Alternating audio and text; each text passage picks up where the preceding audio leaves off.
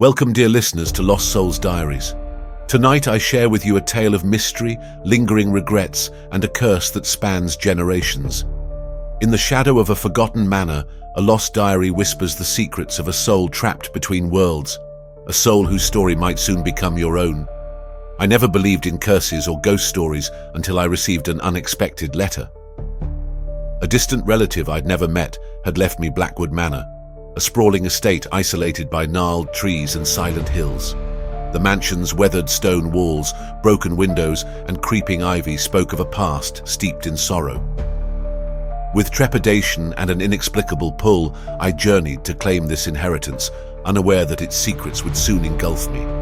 Upon my arrival, dusk had already cast long, shifting shadows across the manicured grounds. The air was heavy and still, as if the manor itself were holding its breath. Inside, corridors lined with faded portraits seemed to watch my every move, their eyes following me with an unsettling intensity. A chill in the air hinted at something more than just old stones and dusty memories. In the days that followed, an eerie quiet settled over Blackwood Manor.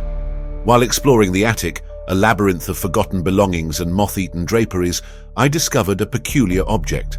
A leather-bound diary with a cover embossed in swirling patterns and the faded initials MB etched in one corner. It was as if the diary itself was calling to me from across time. The yellowed pages were filled with elegant handwriting. The very first entry, dated October 13th, 1892, read, I am Margaret Blackwood, bound by sorrow and haunted by the whispers of lost souls. In these pages, I confide my truth, a truth no mortal should ever endure. A shiver ran down my spine as I read, unaware that each word would pull me deeper into the manor's dark past. Margaret's entries painted a picture of a once grand life marred by relentless despair. By day, she described a lonely existence as an elegant woman isolated by societal constraints and grief following the mysterious disappearance of her beloved, Edward. But by night, her tone shifted. The diary spoke of voices echoing through the halls, of shadows moving with a will of their own, and of a creeping terror that invaded her dreams. One stormy November night, an entry made my heart race. Tonight, the walls sing with the voices of those long dead. They tell tales of love, betrayal, and a curse that binds our souls. I hear Edward's gentle call, mingled with a sorrow so profound that it chills my very blood. Her words evoked images of candlelit vigils, secret meetings in moonlit corridors, and desperate attempts to break free from an unseen force. I began to wonder if her anguish had summoned something beyond her control, something that might still linger in Blackwood Manor, waiting for me. After several restless nights absorbed in the diary, I started noticing unsettling occurrences around the manor. At first it was subtle, a soft whisper echoing in empty corridors, the faint scent of lavender reminiscent of Margaret's favorite perfume drifting through abandoned rooms. As the nights grew colder, these phenomena intensified.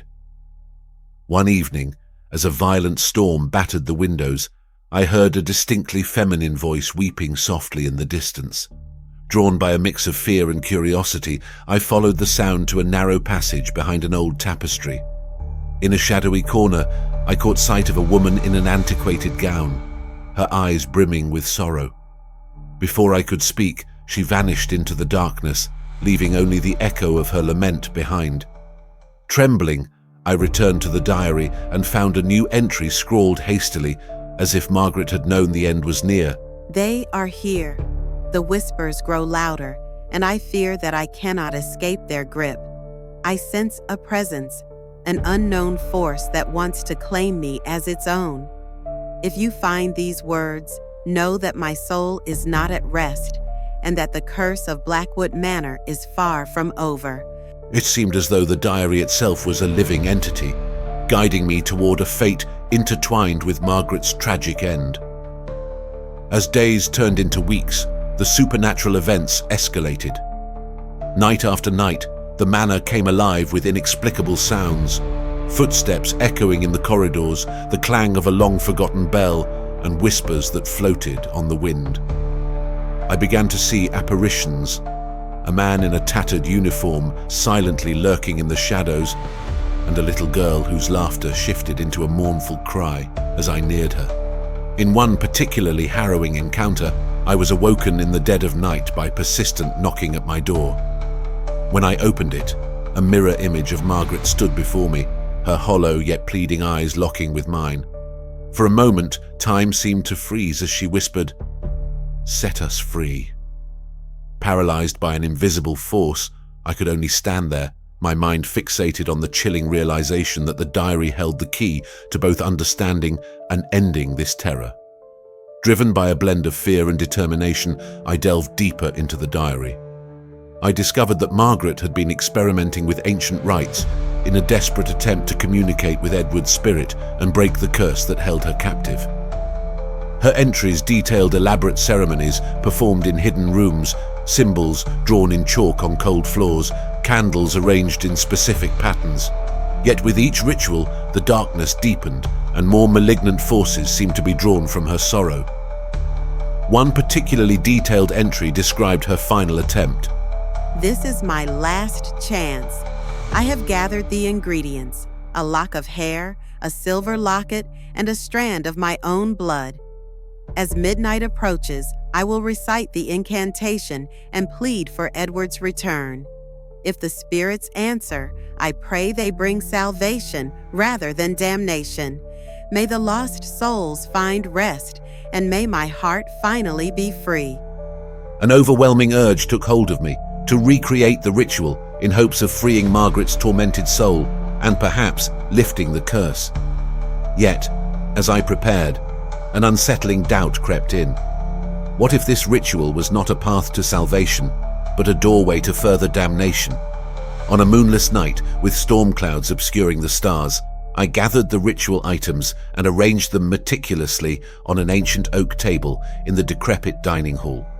With trembling hands, I opened the diary to its final page, where Margaret had inscribed the incantation in an archaic script. As I began to recite the words, my voice echoing off the cold stone walls, the atmosphere shifted dramatically.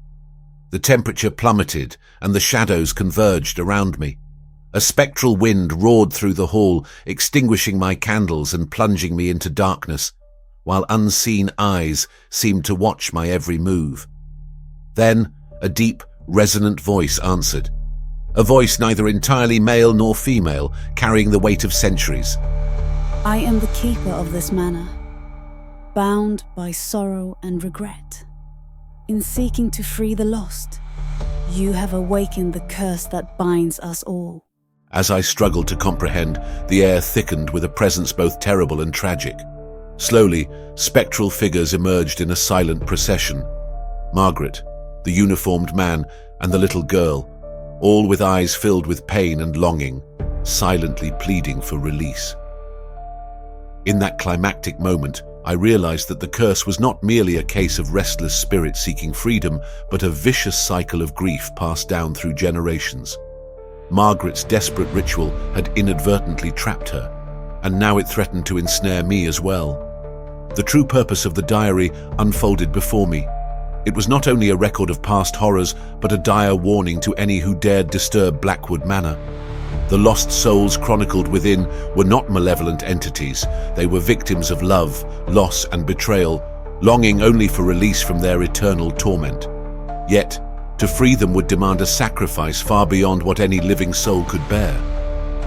Desperate to escape, I fled the dining hall, the diary clutched tightly in my hand like a burning secret. The manor's twisting corridors mocked my every step, leading me in endless circles.